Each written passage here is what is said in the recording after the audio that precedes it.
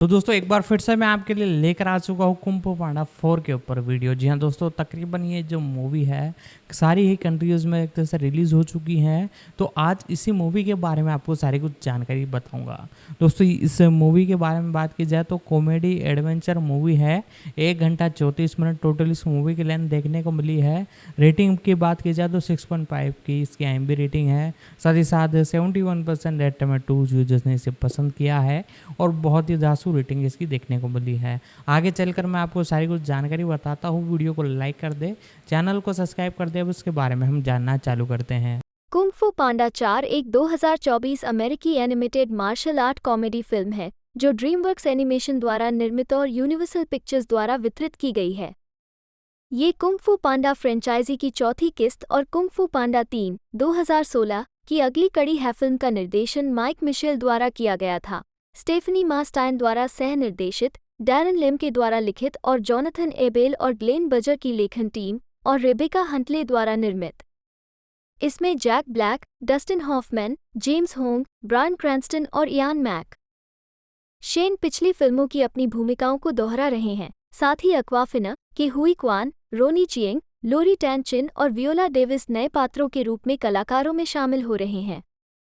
Film में पो black, जिसे नए ड्रैगन योद्धा के रूप में अपने उत्तराधिकारी को ढूंढना और प्रशिक्षित करना है, दुष्ट जादूगरनी गिरगिट डेविस को हराने के लिए लोमड़ी डाकू जेन अक्वाफिना के साथ मिलकर काम करता है।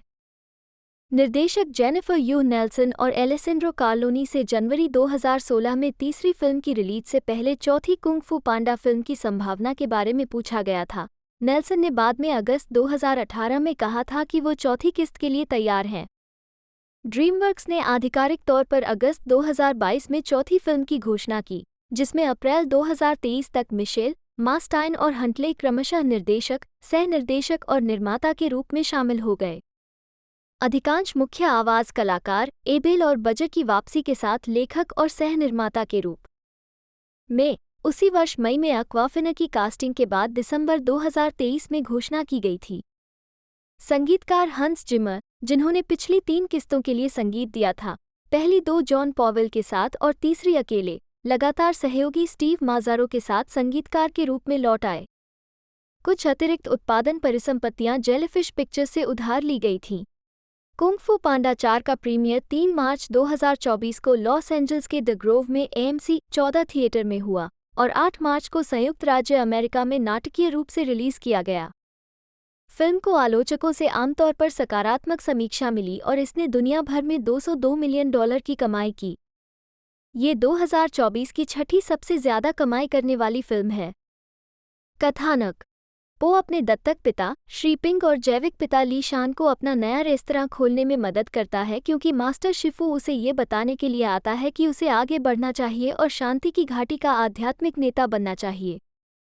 इसका मतलब ये है कि पो अब ड्रैगन योद्धा नहीं रह सकता और उसे उसकी जगह लेने के लिए एक उपयुक्त उम्मीदवार ढूंढना होगा। पो सही उम्मीदवार को चुनने के लिए संघर्ष करता है, लेकिन फिर वो जेन नाम के एक लोमड़ी डाकू को प्राचीन हथियार चुराने की कोशिश करते हुए पकड़ लेता है। वो उसे जेल भेज देता है, लेकिन जल्द ही उसे पता चलता है कि ताई लुंग वापस आ गया है और उसने पूरे गांव को नष्ट कर दिया है। जेन ने खुलासा किया कि ताई लुंग की वापसी गिरगिट द्वारा की गई थी, जो एक शक्तिशाली जादूगरनी है जो अपनी इच्छानुसार किसी भी जानवर का आकार बदल सकती है। गिरगिट को मारने के लिए पो जेन के साथ जुनिपर सिटी की ओर जाता है। हालांकि उन्हें गिरफ्तार कर लिया जाता है और अंततः वे चोरों की गुफा में भाग जाते हैं। वहां से पो और जेन गिरगिट की मांद की ओर जाते हैं। पो को पकड़ लिया गया है, लेकिन जेन मदद नहीं करता है और इसके बजाय पो के कर्मचारियों को ले जाता है। वो हमेशा से गिरगिट के लिए काम कर रही है और गिरगिट पो के कर्मचारियों को देती है, जिसमें आत्मा क्षेत्र के माध्यम से अंतर को पाटने की शक्ति है। गिरगिट ताई लंग, लॉर्ड शेन और जनरल काई सहित उनके कुंग फू को चुराने के लिए प्रत्येक मार्शल आर्ट मास्टर को बुलाने के लिए कर्मचारियों का उपयोग करता है। पो अपने पिता से फिर मिलता है, जो उसे गिरगिट को रोकने के लिए प्रोत्साहित करते हैं।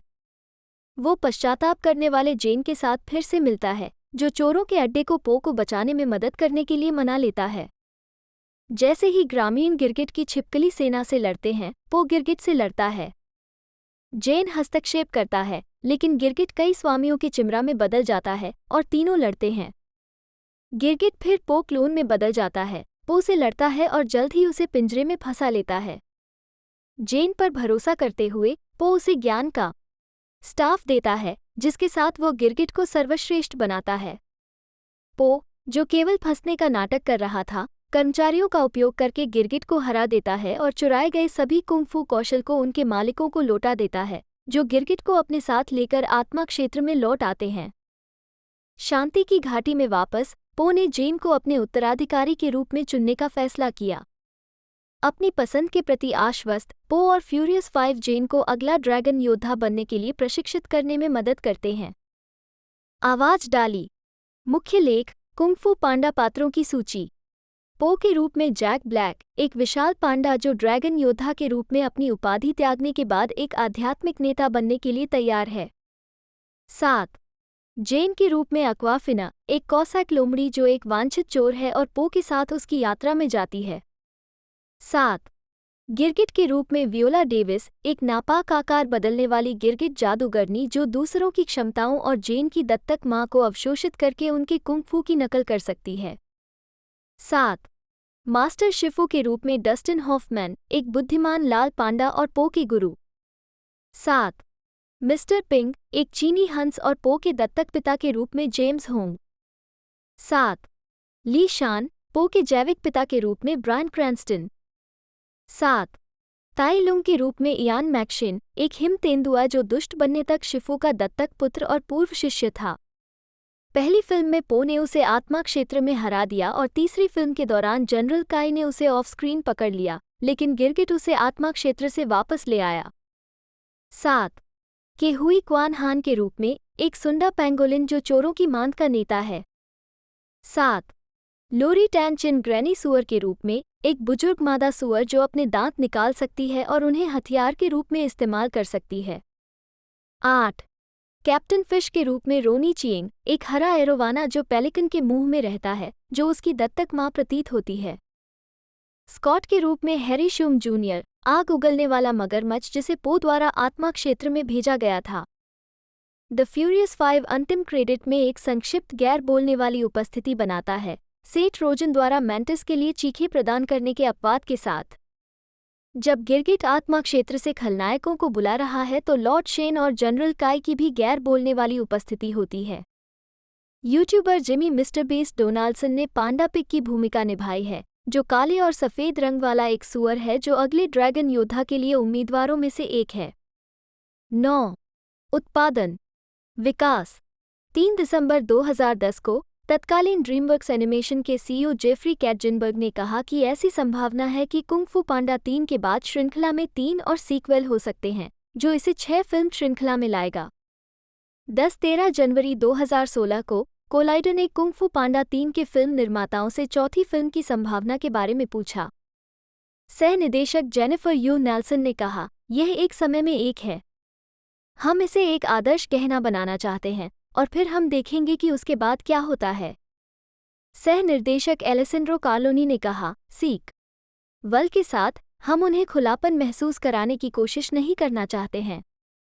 हम चाहते हैं कि यह एक पूर्ण यात्रा की तरह महसूस हो और हमें लगता है कि यह फिल्म ऐसा करती है।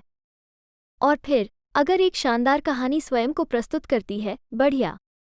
2 अगस्त 2018 को जब नेल्सन से कुंग-फू पांडा 4 की संभावना के बारे में पूछा गया तो उन्होंने जवाब दिया कि उन्होंने हमेशा श्रृंखला को एक त्रय के रूप में देखा था, लेकिन जब तक फ्रेंचाइजी पो पर ध्यान केंद्रित करती है तब तक वो चौथी किस्त के लिए तैयार हैं। 12 अगस्त 2022 में ड्रीमवर्क्स एनिमेशन ने पुष्टि की कि कुंग-फू पांडा 4 उत्पादन में था। 13 अप्रैल 2023 में सिनेमाकॉन में फिल्म के बारे में अधिक विवरण सामने आए, जैसे कि जैक ब्लैक द्वारा वर्णित आधार।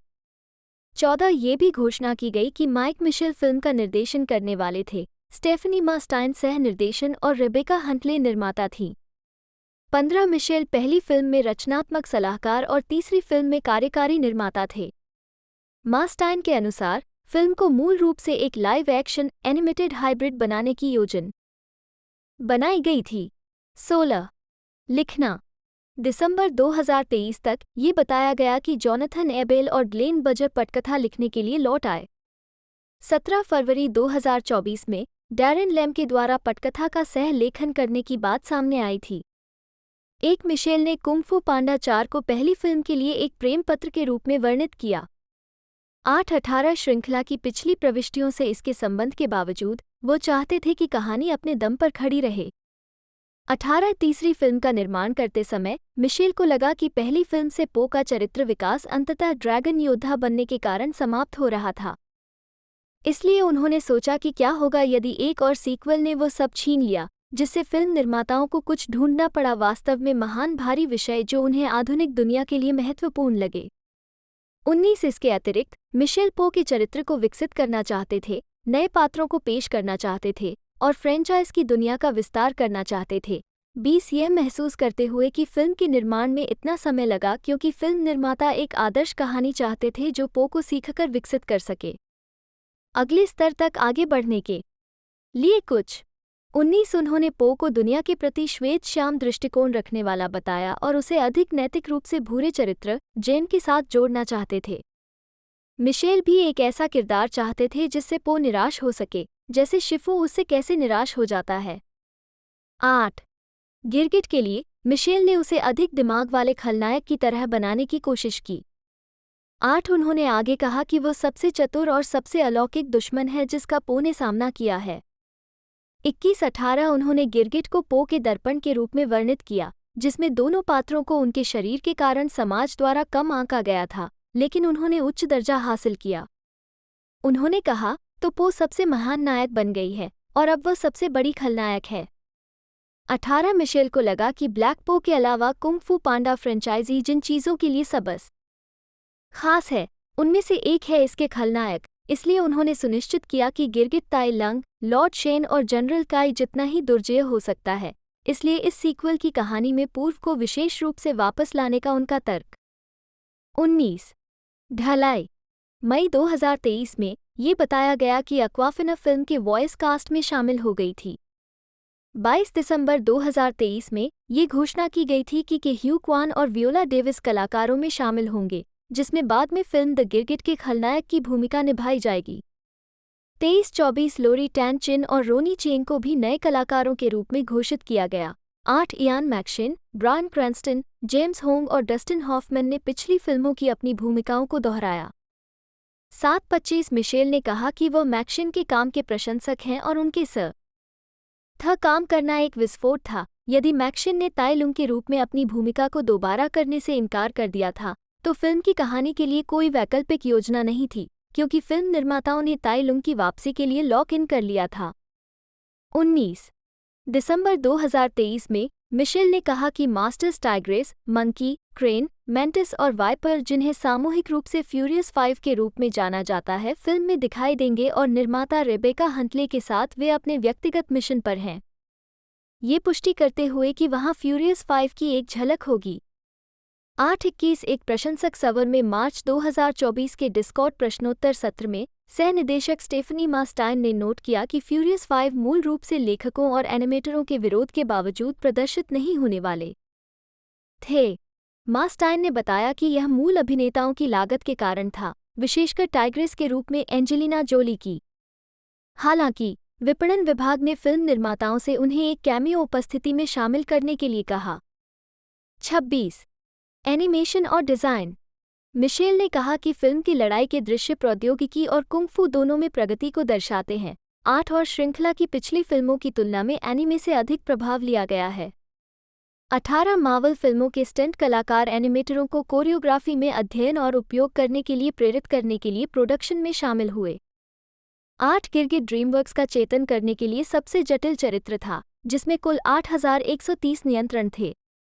27 जबकि फिल्म के लिए अधिकांश animation DreamWorks animation Glendale jellyfish pictures वारा प्रदान किए गए थे, जिन्होंने पहले ड्रीमवर्क्स के साथ how to train your dragon, homecoming, spirit untamed, the boss baby, family business और द बैड गाइज पर काम किया था।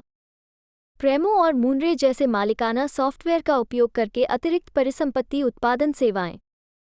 कुंग फू पांडा 4 और the wild robot DreamWorks animation में पूरी तरह से इन हाउस बनाई जाने वाली आखिरी 2 फिल्में होंगी, जैसा कि कार्टून ब्रू ने 6 अक्टूबर 2023 को रिपोर्ट किया था कि स्टूडियो अपने यहां इन हाउस फिल्मों का निर्माण करने से दूर जा रहा है। 2024 के बाद ग्लेनडेल परिसर बाहरी स्टूडियो पर अधिक निर्भर हो जाएगा। 28 संगीत। दिसंबर 2023 में हंस जिमर और स्टीव माजारो, जिनमें से पूर्व ने पहली 3 फिल्मों के लिए भी रचना की थी, को फिल्म का स्कोर तैयार करने की घोषणा की गई थी। 29 टेनियस डी द्वारा ब्रिटनी स्पीयर्स का एक cover baby one more time अंतिम क्रेडिट में दिखाया गया है। यह एल्बम 8 मार्च 2024 को फिल्म की रिलीज के साथ ही बैकलॉट म्यूजिक द्वारा रिलीज किया गया था। विपणन। पो फिल्म के प्रचार के लिए नवंबर 2023 में मैसी के थैंक्सगिविंग डे परेड में लौट आए। 30 फिल्म का ट्रेलर, जिसमें the white stripes 7 nation army शामिल है, एक पोस्टर के साथ 13 दिसंबर 2023 को जारी किया गया था।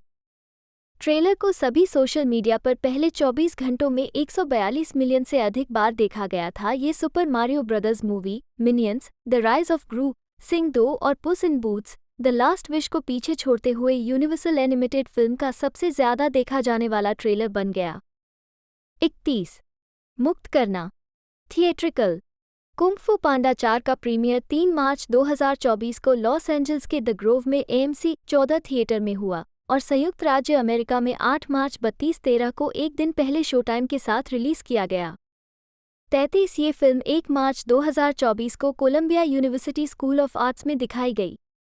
34 होम मीडिया। नेटफ्लिक्स के साथ यूनिवर्सल के सौदे के हिस्से के रूप में फिल्म पे टीवी विंडो के पहले 4 महीनों के लिए पीकॉक पर स्ट्रीम होगी, फिर अगले 10 के लिए नेटफ्लिक्स पर चली जाएगी और फिर शेष 4 के लिए पीकॉक पर वापस आ जाएगी।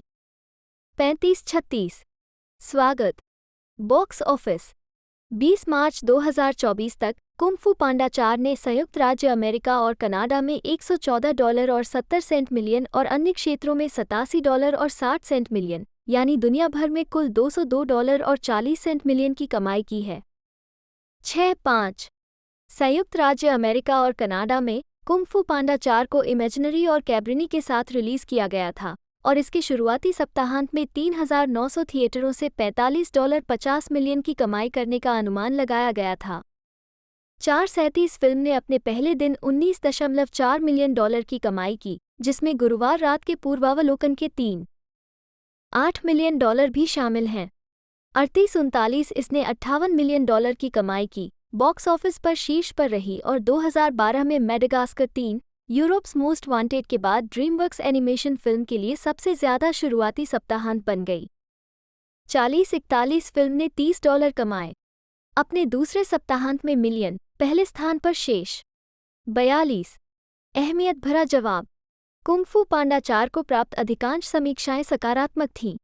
43 समीक्षा एग्रीगेटर वेबसाइट रॉटन टोमाटोज पर 125 आलोचकों में से 71% समीक्षाएं सकारात्मक हैं, जिनकी औसत रेटिंग 6/10 है।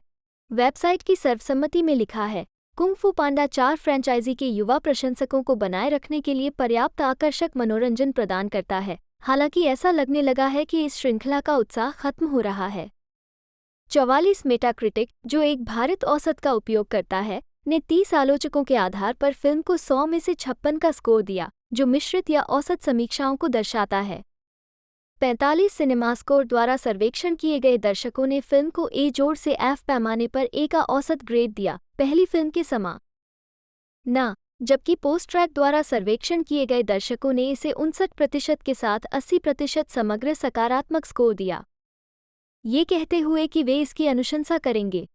39 द हॉलीवुड रिपोर्टर के फ्रैंक स्कैच ने लिखा, अपनी नई सेटिंग्स और पात्रों के साथ, जिसमें चोरों की मान के पेंगोलिन नेता के रूप में ऑस्कर विजेता के हुई क्वान और पेलिकन के मुंह में रहने वाली मछली के रूप में रोनी चेंग शामिल हैं, कुंग फू पांडा 4 का लक्ष्य स्पष्ट है, फ्रेंचाइजी को ताज़ा करने के लिए। लेकिन यह वास्तव में उसी से अधिक है, जो इतनी बुरी बात नहीं है जब आप मानते हैं कि श्रृंखला ने अब तक लगभग $1.8 बिलियन की कमाई की है और इसमें विभिन्न टेलीविजन श्रृंखला और वीडियो सहित स्पिन ऑफ परियोजनाएं शामिल नहीं हैं। गेम्स। इसकी अपील अभी भी काफी हद तक ब्लैक के प्रफुल्लित करने वाले गायन प्रदर्शन में निहित है, जिसने अपना कोई आकर्षण नहीं खोया है। 46 इंडिवाई के विल्सन चैपमैन ने फिल्म को बी दिया और लिखा, ब्लैक इस समय अपनी नींद में ये भूमिका निभा सकता है, लेकिन वह अभी भी अपने चौथे दौर में अपना सब कुछ देता है और उसकी पिच परफेक्ट कॉमिक टाइमिंग है और प्यारी ईमानदारी यात्रा को आसान बना देती है। 47 न्यूयॉर्क टाइम्स के लिए क्लेयर शेफर ने फिल्म के कला निर्देशन और ब्लैक और एक्वाफिना की केमिस्ट्री की सराहना की। कुल मिलाकर उन्हें लगा कि यह एक आनंददायक कुंग फू पांडा फिल्म है, भले ही इसमें पहले वाली कुछ झलकियां गायब हैं।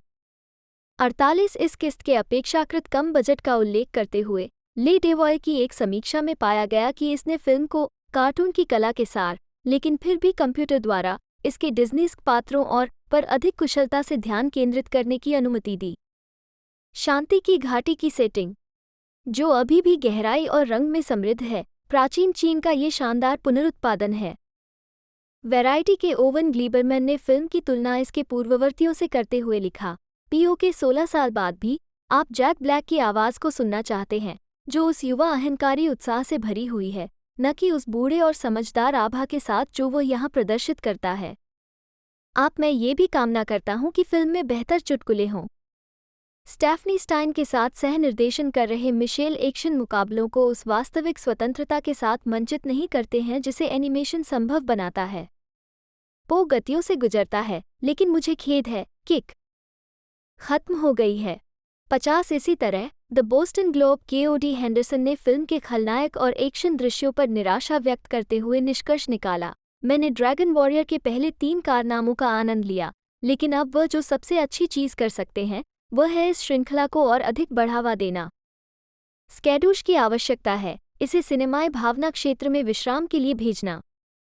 51 रोजेबट कॉम के लिए अपनी समीक्षा में क्रिस्टी लेमायर ने लिखा, कुंग फू पांडा 4 अपने अस्तित्व को सही ठहराने के लिए संघर्ष करता है।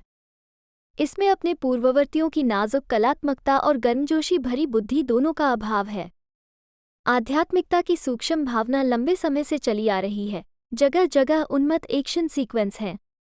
52 लॉस एंजल्स टाइम्स के लिए एक मिश्रित समीक्षा में केटी वॉल्श ने कहा कि हालांकि देखने में चकाचौंध है, कुंग फू पांडा 4 एक कमजोर फ्रेंचाइजी को दिखाता है जिसे पंच की जरूरत है। 53 भविष्य 3 दिसंबर 2010 को तत्कालीन ड्रीमवर्क्स एनिमेशन के सीईओ जेफरी कैटजिनबर्ग ने आधिकारिक तौर पर पुष्टि की कि कुंग फू पांडा 4 के बाद श्रृंखला में 2 और सीक्वल देखने को मिल सकते हैं, जो इसे 6 फिल्म श्रृंखला में लाएगा।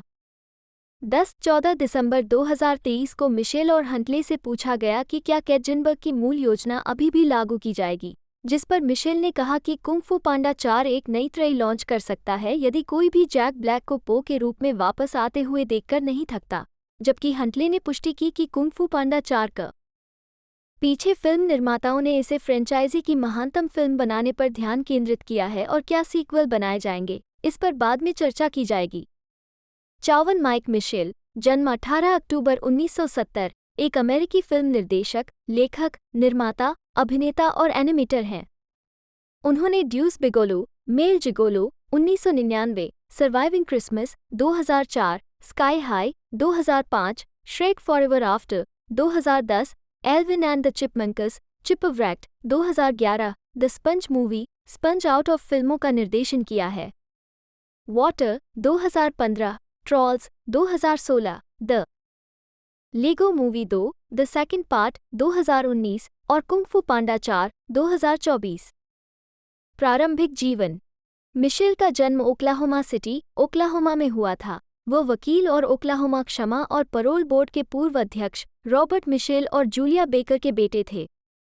उनके पिता के अनुसार कलात्मक कल्पना के लिए मिशेल के उपहारों की खोज जल्दी ही कर ली गई थी। उन्होंने Putnam city north high school से स्नातक की उपाधि प्राप्त की और इस दौरान कला में बहुत अधिक शामिल रहे। फिर बाद में कैलिफोर्निया इंस्टीट्यूट ऑफ आर्ट्स में भाग लेने के लिए लॉस एंजल्स चले गए। उनके कार्यकाल के दौरान युवा एनिमेटरों की मांग थी, जो उन्हें टेलीविजन की ओर ले गई। टिम बर्टन और स्पाइक जोन्स जैसे फिल्म निर्माताओं के लिए काम करते हुए मिशेल एक चित्रकार बन गए। उनकी एक बड़ी बहन सुजन मिशेल रॉबर्टसन है। करियर उन्होंने मैट ओ कैलाघन की द इट्सी बिट्सी स्पाइडर के लिए निर्देशक के रूप में अपना करियर शुरू किया। उन्होंने पहली बार आलोचनात्मक ध्यान आकर्षित किया जब उन्होंने लघु फिल्म हट का सह लेखन, निर्माण और निर्देशन किया, जिसने 1999 स्लैमडांस फेस्टिवल में स्पिरिट ऑफ स्लैमडांस अवार्ड सहित कई फिल्म फेस्टिवल पुरस्कार जीते। उसी वर्ष उन्होंने रॉब शनाइडर अभिनीत कॉमेडी ड्यूस बिगोलो मेल जिगोलो के साथ अपनी फीचर फिल्म निर्देशन की शुरुआत की। उन्होंने Disney, DreamWorks, MTV, Nickelodeon, universal और सोनी सहित विभिन्न कंपनियों के लिए काम किया। उन्होंने Alvin and the chipmunks, chipwrecked, surviving Christmas और स्काई हाई फिल्मों का निर्देशन किया। पहले 2 को नकारात्मक समीक्षा मिली, जबकि तीसरे को सकारात्मक समीक्षा मिली।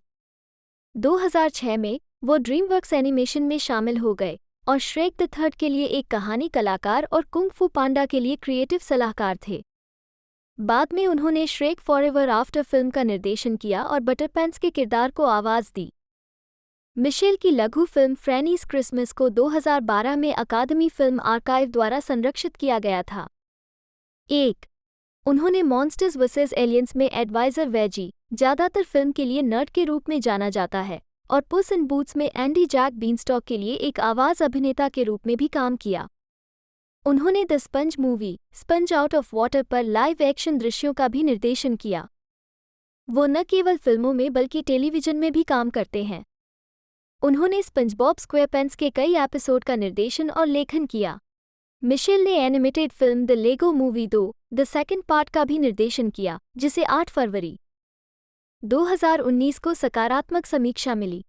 मिशेल नाइटक्रॉलर का भी निर्देशन करेंगे, जो एक अलौकिक एक्शन कॉमेडी है। 2 स्काई हाई की अगली कड़ी, 3 पुस्तक we are not from here का एक लाइव एक्शन एनिमेटेड रूपांतरण, 4 और एक live action animated Puff the Magic Dragon गीत का रूपांतरण। 5. 26 अप्रैल 2023 को ये घोषणा की गई कि मिशेल कुंग फू पांडा फ्रेंचाइजी की चौथी किस्त का निर्देशन करने के लिए तैयार हैं, जो 8 मार्च 2024 को रिलीज हुई थी। नोरा लूम एक, जन्म 2 जून 1988, 2 जिन्हें पेशेवर तौर पर अक्वाफिना के नाम से जाना जाता है, एक अमेरिकी अभिनेत्री, रैपर और हास्य कलाकार हैं। वो 2012 में प्रमुखता से उभरी जब उनका रैप गीत माई वैग यूट्यूब पर लोकप्रिय हो गया। इसके बाद उन्होंने अपना पहला एल्बम येलो रेंजर 2014 जारी किया और एमटीवी कॉमेडी श्रृंखला गर्ल कोड 2014-2015 में दिखाई दी। उन्होंने comedy neighbours 2, sorority rising 2016, oceans 8 2018, crazy rich Asians 2018 और जुमांजी द नेक्स्ट लेवल 2019 में सहायक भूमिकाओं के साथ फिल्मों में विस्तार किया। द फेयरवेल 2019 में एक दुखी युवा महिला की भूमिका के लिए उन्होंने गोल्डन ग्लोब पुरस्कार जीता।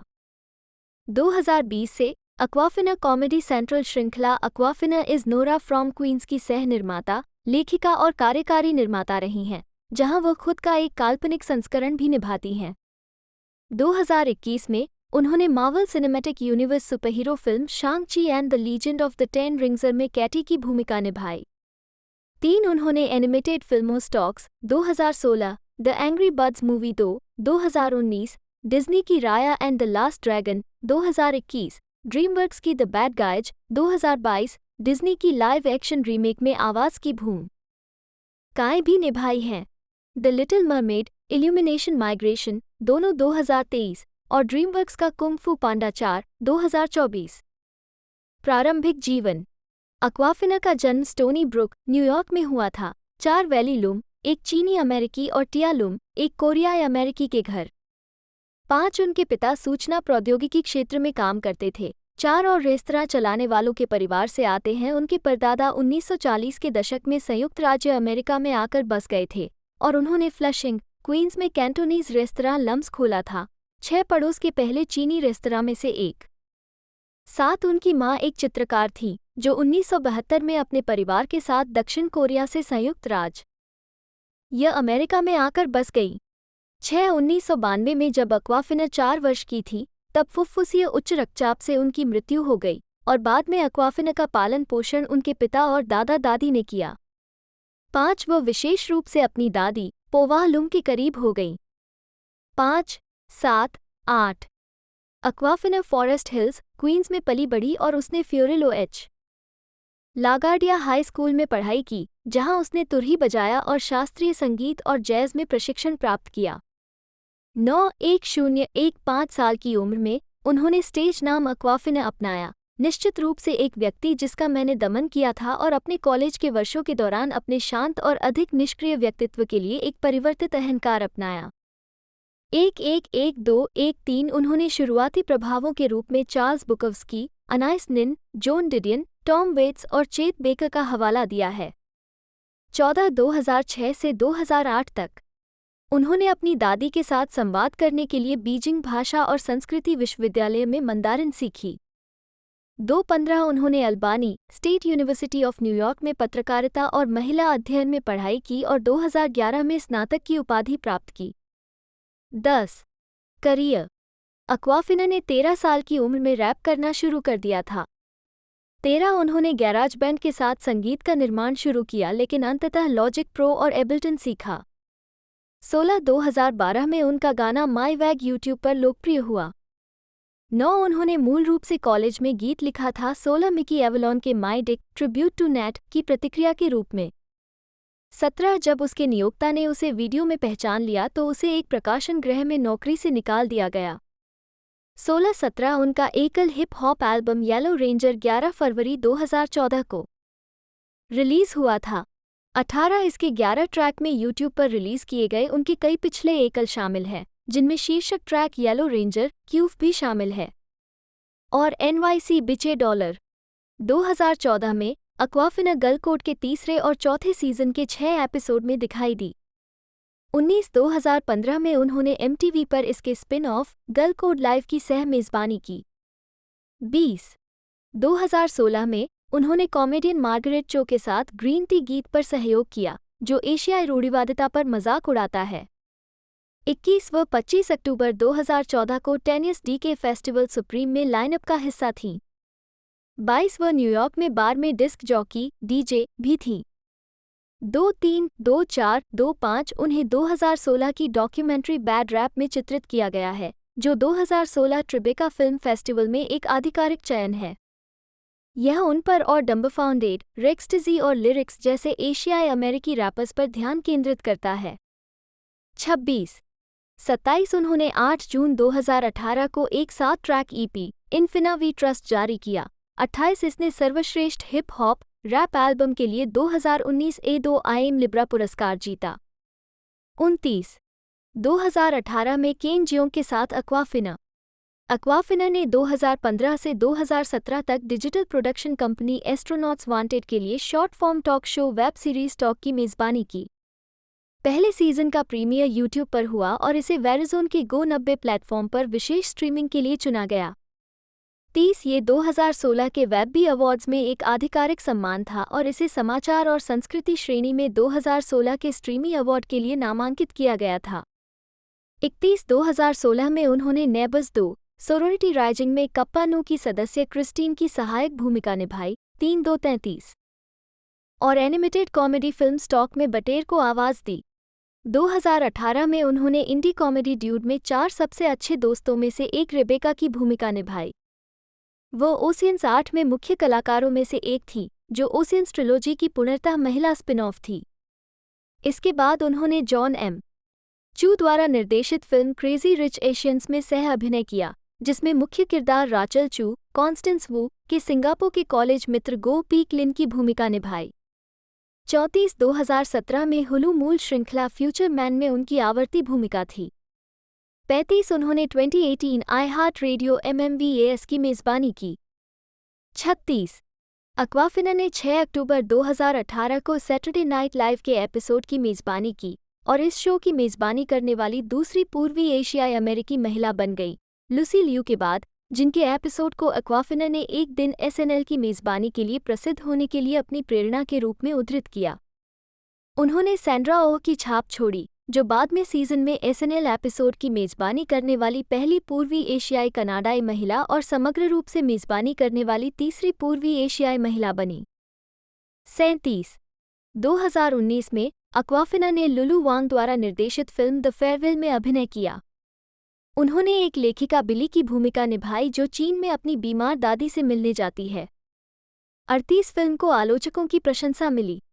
अक्वाफिना को सर्वश्रेष्ठ अभिनेत्री मोशन पिक्चर कॉमेडी या म्यूजिकल के लिए गोल्डन ग्लोब पुरस्कार मिला। 39-40 एशियाई मूल की केवल छठी महिला होने के बाद वह किसी भी मुख्य अभिनेत्री फिल्म श्रेणी में गोल्डन ग्लोब पुरस्कार जीतने वाली एशियाई मूल की पहली व्यक्ति बनी। संगीत या कॉमेडी श्रेणी में मुख्य अभिनेत्री में नामांकित होने के लिए वंश 41 उसी वर्ष उन्होंने film Jumanji the next level में अवतार मिंग फ्लीटफुट के रूप में अभिनय किया। 42 जो व्यावसायिक रूप से सफल रही। 44 जुलाई 2019 में अक्वाफिना को मार्वल स्टूडियोज के Shang Chi and the legend of the ten rings में कैटी के रूप में अभिनेता सिमू लियू और टोनी लेउंग चिउ वाई के साथ लिया गया था। डेस्टिन डैनियल क्रेटन द्वारा निर्देशित ये फिल्म 3 सितंबर 2021 को सिनेमाघरों में रिलीज हुई, जिसने आलोचनात्मक प्रशंसा अर्जित की और $430.5 मिलियन की कमाई की। 4-5-4-6-4-7 शांग-ची में अपने अभिनय के लिए उन्होंने सर्वश्रेष्ठ सहायक अभिनेत्री का सैटर्न पुरस्कार जीता। अगस्त 2019 में डिज्नी ने घोषणा की कि Awkwafina animated film Raya and the last dragon में सिसु ड्रैगन को आवाज देगी, जो 5 मार्च 2021 को रिलीज हुई थी। 48 अक्वाफिना ने फिल्म के लिए अपने अधिकांश संवादों में सुधार किया, जिसकी तुलना रॉबिन विलियम्स से की गई, अलादीन में जिन के रूप में प्रदर्शन। 49 2020 तक अक्वाफिना ने कॉमेडी श्रृंखला Awkwafina is Nora from Queens में अभिनय किया। वो उस शो की लेखिका और कार्यकारी निर्माता भी हैं। प्रचार अभियान के हिस्से के रूप में उन्होंने न्यूयॉर्क सिटी सबवे की 7वीं ट्रेन के लिए नई घोषणाएं रिकॉर्ड की, 50 चुटकुले बनाए, जैसे ये हंटर्स पॉइंट एवेन्यू है, एक दोस्ताना अनुस्मारक की सीटें लोगों के लिए हैं, आपके बैग के लिए नहीं, और यह 46वीं स्ट्रीट है, जो एक भाग्यशाली संख्या है, मैंने इसे अभी इंटरनेट पर सीखा है। ये भी सीखा है कि कबूतर और कबूतरी एक ही चीज़ हैं, क्या? हर स्टॉप पर। इन रिकॉर्डिंग्स का उपयोग 22 जनवरी को श्रृंखला के प्रीमियर तक किया गया था। 50 सीजन के एक एपिसोड में सिमू लियू ने Shang Chi and the legend of the ten rings की रिलीज से पहले एक अतिथि भूमिका निभाई थी। अक्टूबर 2023 में नेशनल ज्योग्राफिक ने घोषणा की कि अक्वाफिना ने वृत्तचित्र श्रृंखला ए रियल बग्स लाइफ का वर्णन किया है। 51-52 सार्वजनिक छवि 2020 में 77वें गोल्डन ग्लोब अवार्ड्स के रेड कारपेट पर अक्वाफिना ने एक फैशन मॉडल के रूप में एक प्रोफाइल विकसित की है, जो वोग, एल्योर, हापर्स बाजार, कॉस्मोपॉलिटन, मैरी क्लेयर और नारीवादी पत्रिका बस्ट सहित पत्रिका कवर पर नियमित रूप से दिखाई देती है। 2018 में उन्हें गैप के लोगो रीमिक्स अभियान में दिखाया गया था, जिसमें एस.जे.डे, सबरीना क्लाउडियो और नाओमी वतनबे के साथ उभरते कलाकार शामिल थे जो अपनी शर्तों पर रचनात्मक संस्कृति को रीमिक्स कर रहे हैं। 54 अक्वाफिना को 2017 में एशियन मीडिया की female breakout of the year के रूप में सम्मानित किया गया था। 55 अक्वाफिना ने यौन उत्पीड़न के खिलाफ हॉलीवुड हस्तियों द्वारा शुरू किए गए आंदोलन टाइम अप के लिए समर्थन व्यक्त किया है।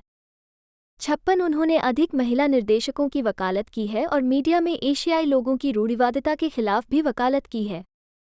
56 आवे आलोचनाएं अक्वाफिना को एएवीई के सांस्कृतिक विनियोग और अफ्रीकी अमेरिकी समुदाय के रूढ़िबद्ध तौर तरीकों के लिए आलोचना का सामना करना पड़ा है।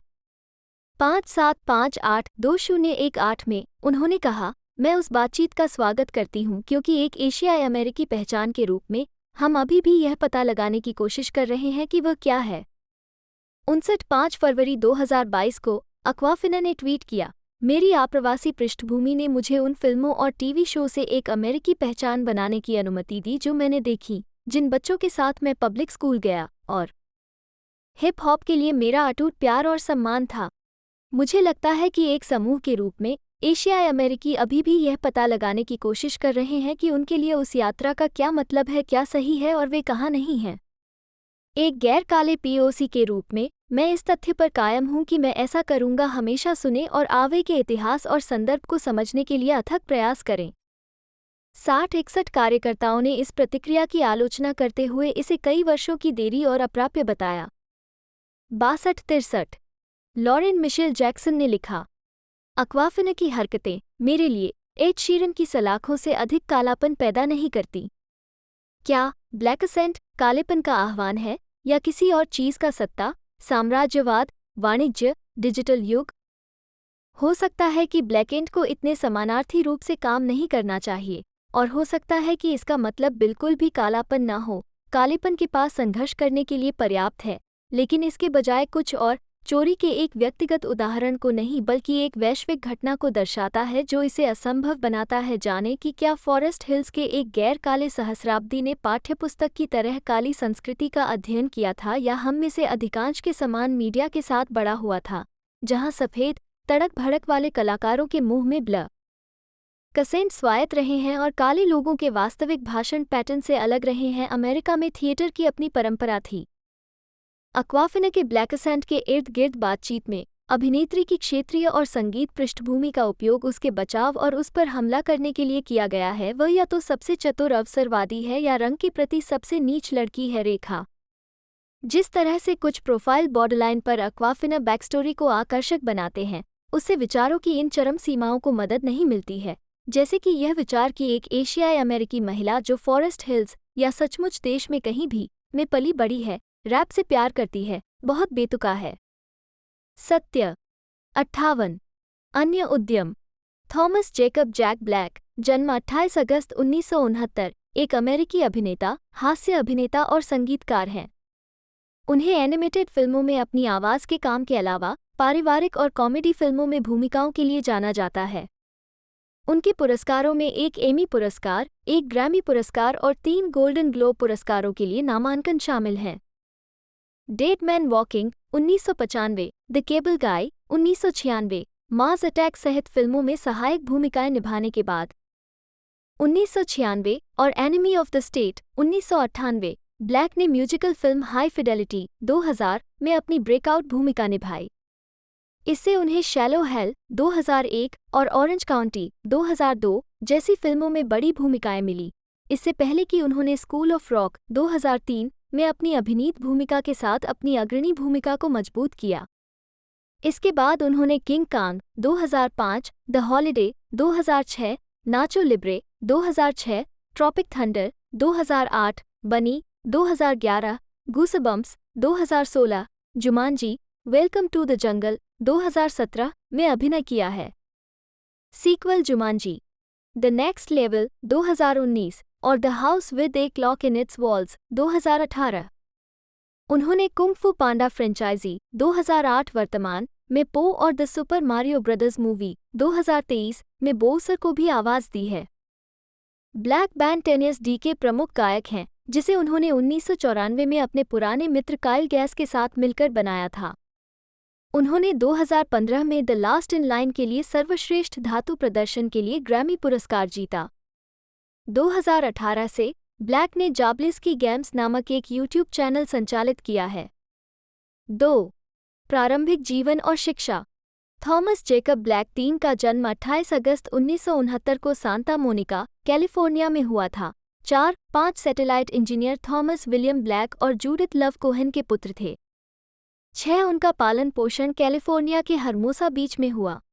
उनकी मां ने मिनुटमैन परमाणु मिसाइल मार्गदर्शन प्रणाली, अपोलो चंद्र मॉड्यूल मार्गदर्शन प्रणाली, हबल स्पेस टेलीस्कोप के लिए विज्ञान ग्राउंड स्टेशन पर काम किया और एक लेखिका भी थी।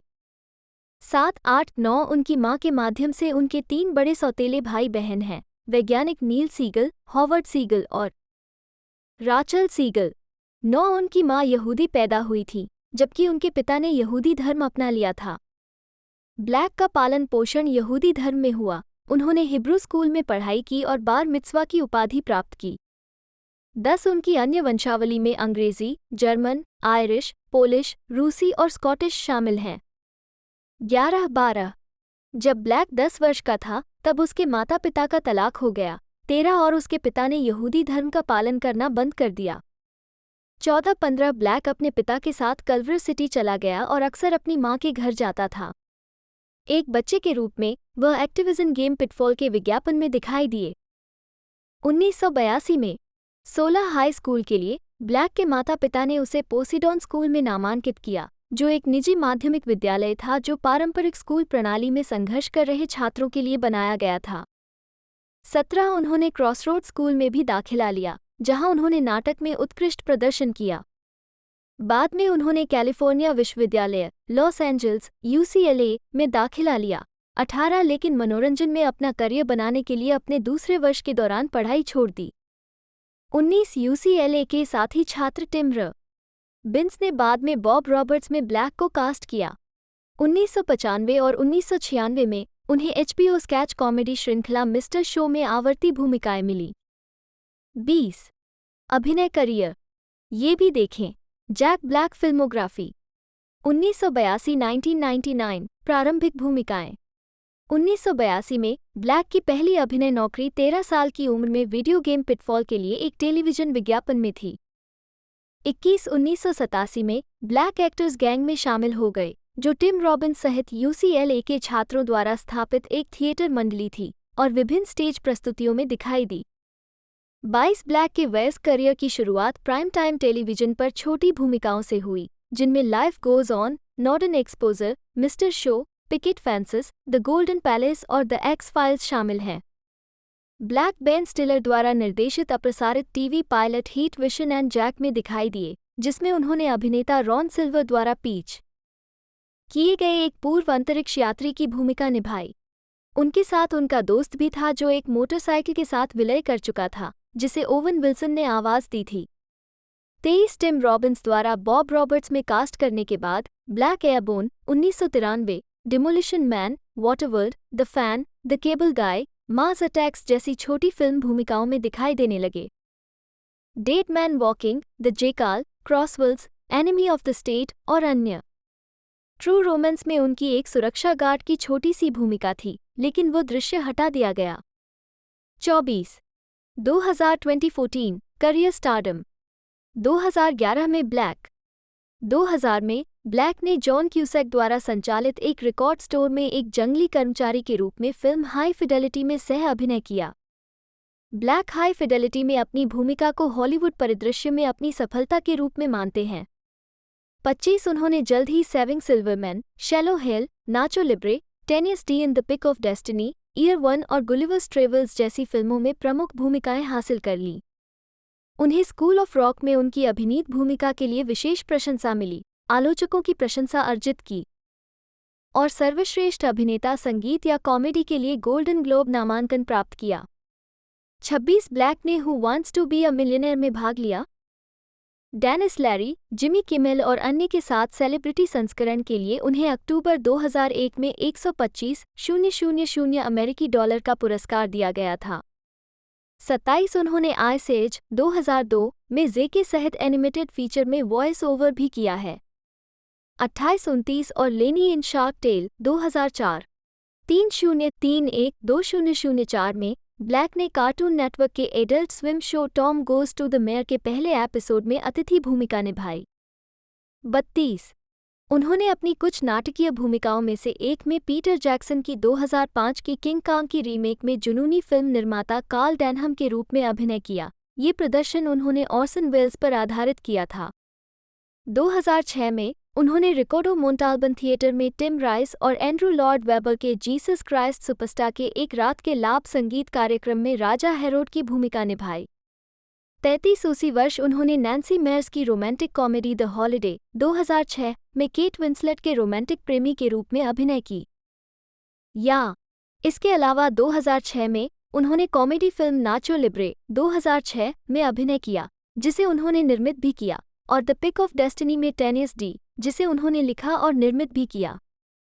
2007 में उन्होंने निकोल किडमैन और जेनिफर जेसन ले द्वारा अभिनीत नोआ बाउम्बाच निर्देशित comedy drama film Margot at the wedding में सहायक भूमिका निभाई। उसी वर्ष उन्होंने Walk Hard, the Dewey Cox story 2007 में पॉल मैकार्टनी की भूमिका निभाते हुए एक छोटी सी भूमिका निभाई। ब्लैक ने अन्य अवसरों पर आवाज दी है, जिसमें द सिम्पसन्स का हस्बैंड्स एंड नाइव्स भी शामिल है, जो 18 नवंबर 2007 को प्रसारित हुआ था, जिसमें प्रतिद्वंद्वी कॉमिक बुक स्टोर के मिलनसार मालिक मिलो का किरदार निभाया गया था। 34 अगले वर्ष उन्होंने मॉस डेव के साथ बडी कॉमेडी बी काइंड रिवाइंड 2008 और बेन स्टिलर और रॉबर्ट डाउनी जूनियर के साथ युद्ध व्यंग्य ट्रॉपिक थंडर में अभिनय किया।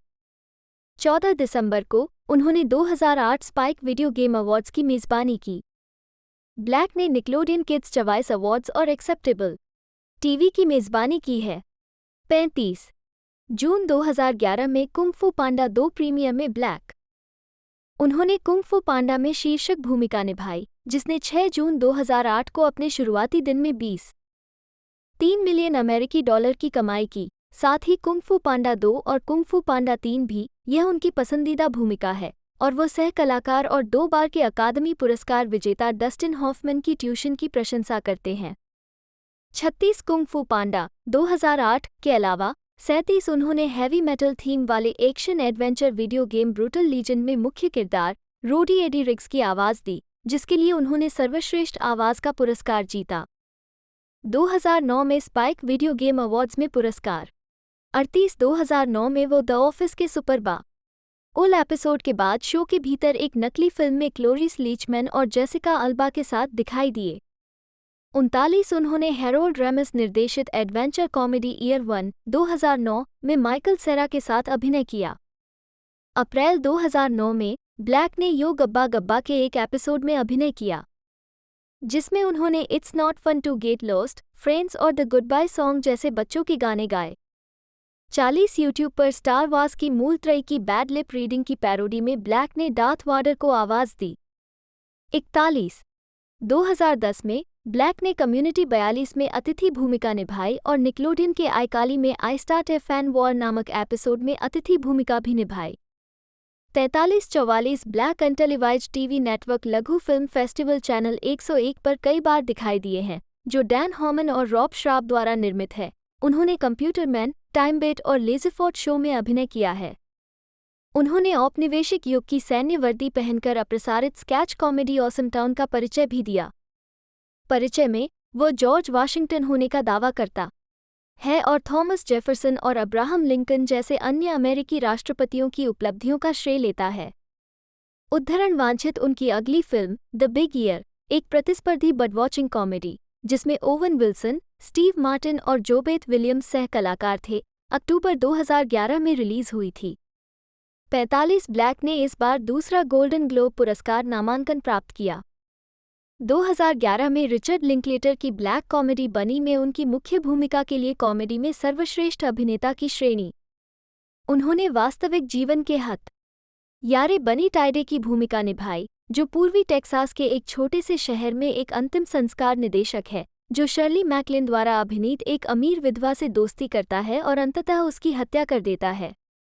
ब्लैक का संयमित चित्रण, प्रामाणिक पूर्वी टेक्सास उच्चारण और संगीत प्रतिभा वो कई सुसमाचार भजनों के साथ साथ 73 सिक्स ट्रॉम्बोन्स भी गाता है। रोजर एबर्ट ने ब्लैक के काम को वर्ष के प्रदर्शनों में से एक के रूप में वर्णित किया था। 46 जब बैंड को कैनेडी सेंटर ऑनर्स के 2012 प्राप्तकर्ता के रूप में नामित किया गया तो उन्होंने लेड जेपेलिन को श्रद्धांजलि अर्पित की। 47 2016 में ब्लैक जलवायु परिवर्तन वृत्तचित्र show years of living dangerously में एक सेलिब्रिटी संवाददाता के रूप में शामिल हुआ। 48 2018 में ब्लैक गोरिल्लाज गीत विनम्रता के संगीत वीडियो में दिखाई दिए। 49 2015 वर्तमान 2019 में एक्वाफिना, ब्लैक और करेन गिलन। 2015 में ब्लैक ने गूसबम्प्स के लिए वास्तविक जीवन के लेखक R.L. स्टाइन का एक काल्पनिक संस्करण निभाया और स्टाइन की 2 रचनाओं स्लैपी द डमी और द इनविजिबल बॉय को आवाज़ दी। 50 उन्होंने फिल्म के 2018 सीक्वल गूसबम्प्स 2 हॉन्टेड हैलोवीन में स्टाइन की भूमिका दोहराई। उन्होंने एनिमेटेड यूट्यूब श्रृंखला टेनियस डी इन पोस्ट एपोकैलिप्टो में खुद को और कई अन्य अतिरिक्त पात्रों को आवाज़ दी, जिसे उन्होंने अपने टेनियस डी पार्टनर काइल गैस के साथ सह निर्देशित और सह लिखित भी किया। 2017 में उन्होंने बच्चों की action adventure comedy film Jumanji welcome to the jungle में प्रोफेसर शेल्डन शैली ओबरॉन के शरीर में रहने वाली एक किशोर लड़की की भूमिका निभाई। उन्होंने ड्वेन जॉनसन, केविन होट और करेन गिलन के साथ अभिनय किया। फिल्म को सकारात्मक समीक्षा मिली और यह वित्तीय रूप से सफल रही। अगले वर्ष उन्होंने गस वान सैंट नाटक don't worry he will not gate far on foot 2018 में एक सहायक नाटकीय मोड़ लिया। फिल्म को आलोचकों की प्रशंसा मिली और इसमें जोक्विन फीनिक्स, रूनी मारा और जोना हिल ने अभिनय किया।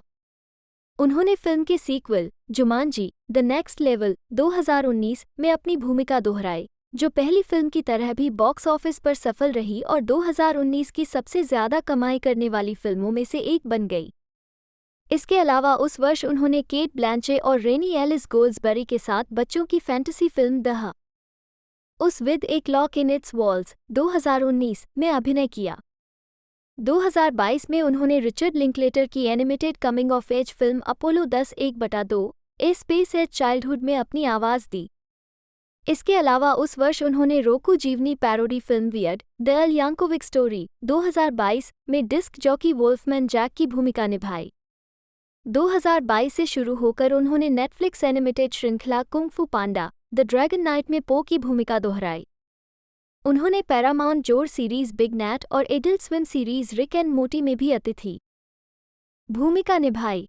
अगले वर्ष ब्लैक ने इल्यूमिनेशन की animated feature film the super Mario brothers movie में बोसर को आवाज़ दी, जो निंटेंडो गेम्स पर आधारित थी। ये फिल्म अप्रैल 2023 में रिलीज हुई थी और 2023 की सबसे ज़्यादा कमाई करने वाली फिल्मों में से एक अंतर्राष्ट्रीय बॉक्स ऑफिस पर सफल रैंकिंग थी। 51-52 उसी वर्ष उन्होंने मेल ब्रूक्स हुलू कॉमेडी श्रृंखला history of the world part 2 में जोसेफ स्टालिन और डिज्नी जोर श्रृंखला द मैंडलोरियन में कैप्टन बॉम्बार्डियर की भूमिकाएं भी निभाईं। 53 ब्लैक कुंग फू पांडा 4 में पो की भूमिका निभाने, बॉर्डरलैंड्स 2024 में क्लैपट्रैप को आवाज़ देने और माइनक्राफ्ट 2025 में स्टीव की भूमिका निभाने के लिए तैयार है। 5-4-5-5-5-6 अन्य उद्यम संगीत करियर मुख्य लेख दृढ़ डी किसी जीवित व्यक्ति की जीवनी के इस खंड को सत्यापन के लिए अतिरिक्त उद्धरणों की आवश्यकता है। विश्वसनीय सूत्र जोड़कर कृपया मदद करें। जीवित व्यक्तियों के बारे में बिना स्रोत वाली या खराब स्रोत वाली विवादास्पद सामग्री को लेख और उसके वार्ता पृष्ठ से तुरंत हटा दिया जाना चाहिए, खासकर यदि संभावित रूप से अपमानजनक हो। स्रोत ढूंढें। जैक ब्लैक समाचार पत्र किताबें विद्वान JSTOR नवंबर 2014 जाने कि इस टेम्पलेट संदेश को कैसे और कब हटाना है। टेनियस डीके काइल गैस के साथ Black comedy rock hard rock band Tenacious D के लिए काइल गैस के साथ मुख्य गायक और गिटार वादक हैं। 57 उन्होंने 4 एल्बम जारी किए हैं, एक स्वशीर्षक debut the pick of destiny, rise of the phoenix और पोस्ट एपोकैलिप्टो। उनके album the pick of destiny का एक गाना, जिसका शीर्षक द मेटल है, संगीत video game guitar hero 3, legends of rock 58 और ब्रूटल लीजेंड में इस्तेमाल किया गया था। 59 टेनियस डी एल्बम का रॉक योर सॉक्स संगीत video game rock band unplugged में भी बजाया गया था। 60 the pick of destiny के मास्टर एक्सप्लोडर का उपयोग संगीत video game guitar hero Van Halen, rock band 2 और ब्रूटल लीजेंड में किया गया, साथ ही टेनियस डी के उनके गीत ट्रिब्यूट में भी। मास्टर एक्सप्लोडर और द मेटल को comedy film Tenacious D in the pick of destiny में दिखाया गया है। टेनियस डी के दिग्गज लियाम लिंच द्वारा निर्देशित इस फिल्म में ब्लैक की कॉमेडी के लीड सुपर फैन और सैस्क्वाच जैसे किरदारों को बार बार दिखाया गया है। फिल्म में कई मशहूर हस्तियों की भूमिकाएं थीं। अभिनेता टिम रॉबिन्स कैमियो करते हैं और डेव ग्रोहॉल शैतान के रूप में। बेन स्टिलर एक गिटार सेंटर में एक कार्यकर्ता के रूप में भी दिखाई देते हैं, यहाँ तक कि ट्रिब्यूट के संगीत वीडियो में भी उनकी भूमिका है। 61 2006 में ब्लैक का प्रदर्शन। टेनियस डी ने यूनाइटेड माइटोकॉन्ड्रियल डिजीज फाउंडेशन 62 को इन बीमारियों के बारे में जागरूकता बढ़ाने और 20 दिसंबर 2001 को लॉस एंजल्स में संगठन के लिए धन जुटाने में मदद की। 63 और 16 जून 2007 को सैन डिएगो, कैलिफोर्निया में। टेनियस डी को देखा जा सकता है 90 के दशक की पॉली शोर फिल्म बायोडोम में प्रदर्शन कर रहे हैं, जहां ये जोड़ी सेव द एनवायरनमेंट पार्टी में इसके गीत द 5 नीज का प्रदर्शन कर रही है। ब्लैक ब्रॉडवे स्टार क्रिस्टिन चेनोवेथ और किशोर गायिका अभिनेत्री ओलिविया ओल्सन के साथ द एल न डीजेनरस शो के एलेन द म्यूजिकल नामक एपिसोड में अतिथि कलाकार भी थे। शो में गायन के अलावा उन्होंने मेजबान के साथ अपनी आगामी फिल्म नाचो लिब्रे पर चर्चा की। 2000 में जैक ब्लैक काइल गैस के साथ ने पंक रॉक बैंड द वैंडल्स के गीत 14 के लिए सहायक गायन प्रदान किया, जो उनके album look what I almost stepped in में दिखाई देता है। 64 ब्लैक डेव ग्रोहोल के प्रोबोट एल्बम में भी दिखाई दिया है, जो छिपे हुए गीत आई एम द वॉलॉक के लिए स्वर प्रदान करता है और लिंच के फेक सॉन्ग एल्बम में रॉक एंड रोल होर गीत के लिए स्वर प्रदान करता है। हाई फिडेलिटी के अंतिम अनुक्रम में ब्लैक ने मार्विन गे के लेट्स गेट इट ऑन का कवर प्रस्तुत किया। उन्होंने लयबद्ध स्टॉम्प और ताली के साथ पाषाण युग की रानी के गीत बंद विच में अपनी संगीत क्षमता का परिचय दिया। 65 उन्होंने 2006 के ईगल्स ऑफ डेथ मेटल के एल्बम डेथ बाय सैक सी के 2 ट्रैक और इनक्रेडिबैड एल्बम के द लोनली आइलैंड के ट्रैक सैक्समैन के लिए भी गायन प्रदान किया। ब्लैक ने मीट लोफ के album hang cool teddy bear पर लाई के रोज गीत पर एक युगल गीत भी रिकॉर्ड किया। 66 मीट लोफ ने पिक ऑफ डेस्टिनी फिल्म में ब्लैक के पिता की भूमिका भी निभाई। ब्लैक बेक के सेक्स लॉस के संगीत वीडियो में दिखाई दिए हैं Foo Fighters, learn to fly, low और the one the eagles of death metal की I want you so hard, boss bad news, योग 41 की चीजें जो मैं चाहता हूँ, डियो का पुश, वेजर का फोटोग्राफ, मूनी सुजुकी की इन अ यंग मैन्स माइंड, अजीबल, यांकोविक की टैकी और डाई एंटवर्ड की अगली बॉय। अक्टूबर 2010 में टेनियस डी ब्लिज़कॉन 2010 में दिखाई दिया, जो गेम डिजाइनर ब्लिज़ार्ड एंटरटेनमेंट द्वारा आयोजित एक सम्मेलन था। 2012 में जैक ब्लैक ने अन्य मशहूर हस्तियों के साथ मिलकर बुक पीपल यूनाइट रिकॉर्ड किया, जो लाइब्रेरी ऑफ कांग्रेस और आरआईएफ द्वारा प्रायोजित एक गीत था। 67 ब्लैक ने अतिथि गायन किया और डेथक्लॉक साउंडट्रैक एल्बम द डूमस्टार रिक्विम में दिखाई दिए। 68 वह डेथक्लॉक के मूल बैंड मैनेजर के साथ साथ एक ब्लॉगर के लिए भी गाते हैं। टेनियस डी के सदस्य के रूप में ब्लैक ने 57वें ग्रैमी अवार्ड्स में सर्वश्रेष्ठ मेटल प्रदर्शन का पुरस्कार जीता। 69 गीत द लास्ट इन लाइन ने पुरस्कार जीता। डियो के इसी नाम के गीत का कवर जो श्रद्धांजलि album this is your life में दिखाई दिया था। यूट्यूब चैनल 21 दिसंबर 2018 को ब्लैक ने जाबलिस्की गेम्स नाम से एक यूट्यूब चैनल बनाया। 70 इसके लॉन्च के एक सप्ताह के भीतर इसके 10 लाख से अधिक ग्राहक हो गए। 71 चैनल पर प्रकाशित वीडियो आमतौर पर या तो ब्लैक और उनके 2 बेटों से जुड़े स्पष्ट व्लॉग होते हैं या गेमिंग सामग्री होते हैं। 72 जैक ने मुख्य रूप से अपने बेटे के साथ जुड़ाव के लिए चैनल बनाया, जो चैनल के वीडियोग्राफर और संपादक के रूप में कार्य करता है। 73-74 जून 2019 में एटिका की आत्महत्या के मद्देनजर 21 जुलाई 2019 को ब्लैक ने national alliance on mental illness नमी के लिए धन जुटाने के लिए लोकप्रिय यूट्यूबर प्यूडाईपाई के साथ माइनक्राफ्ट स्ट्रीम में भाग लिया।